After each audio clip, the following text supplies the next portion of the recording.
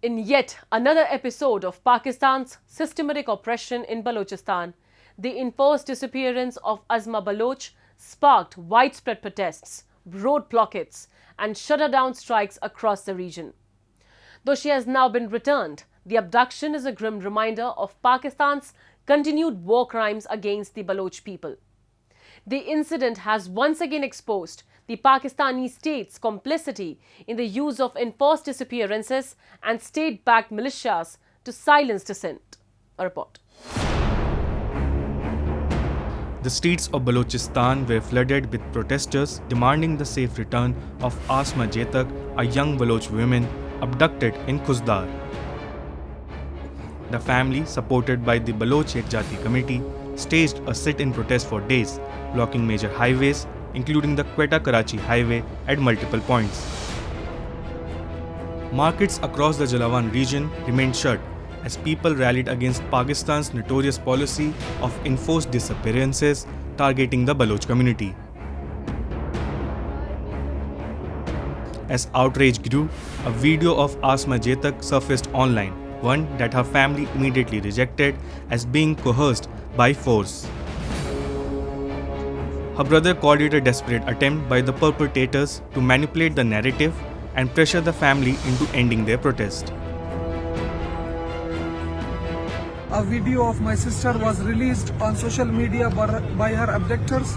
This video is rejected by both me and my family and the whole Baloch nation. There is no doubt that this statement was forcefully made by the abductors. By coercing such statements, they are making a failed attempt to blackmail us in order to force us to abandon our peaceful protest. Furthermore, they are trying to change the public opinion which is in our favor. After the release of this video, the administration and local government can no longer claim that the criminals cannot be traced.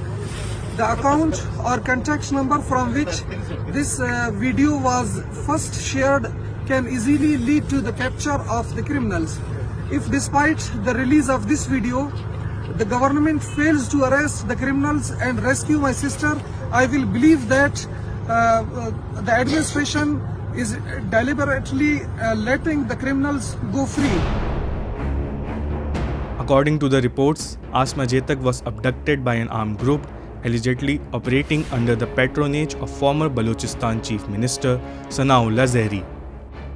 These so-called death squads have long been accused of working alongside Pakistan's intelligence agencies, engaging in enforced disappearances, extrajudicial killings, and even illicit drug trafficking. Despite clear evidence of human rights abuses, the international community has largely remained silent. Groups like Amnesty International and Human Rights Watch continue to document Pakistan's atrocity, but no meaningful action has been taken against the state. As responsible international organizations, these organizations should raise the issue of Balochistan on the forums like United Nations Human Rights Council and other international forum. They should also, pressurize Pakistan to ratify the international human rights conventions. They should also publish detailed reports where these incidents are documented and presented in front of the world, where the Baloch themselves cannot reach, but these international organizations have a reach there. They can also support the Baloch by supporting the just right of the Baloch liberation movement and acknowledging that there is an indigenous and homegrown movement is going on. They can work with the local human rights organization groups to get those reports published. They can put pressure and sanctions on Pakistan. They can demand for that where it is possible. Pakistan's repression in Balochistan is not new. For decades, the region has been subjected to enforced disappearances, military operations, and extrajudicial killings. The Pakistan state has repeatedly used brute force to crush any voice that dares to demand justice or autonomy. Entire villages have been razed, activists have been silent, and families have been left searching for their loved ones, often in vain. The silence of Pakistan's judiciary and the inaction of its so-called democratic institutions only embolden the perpetrators.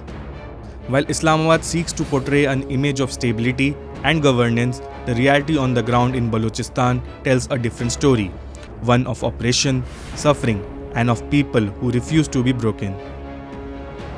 Though Asma Baloch has finally returned, her abduction is a chilling reminder of Pakistan's deep-rooted policy of state terrorism against the Baloch people. The protests may have ended for now, but the fight for justice continues. The people of Balochistan refuse to be silenced, demanding accountability for Pakistan war crimes.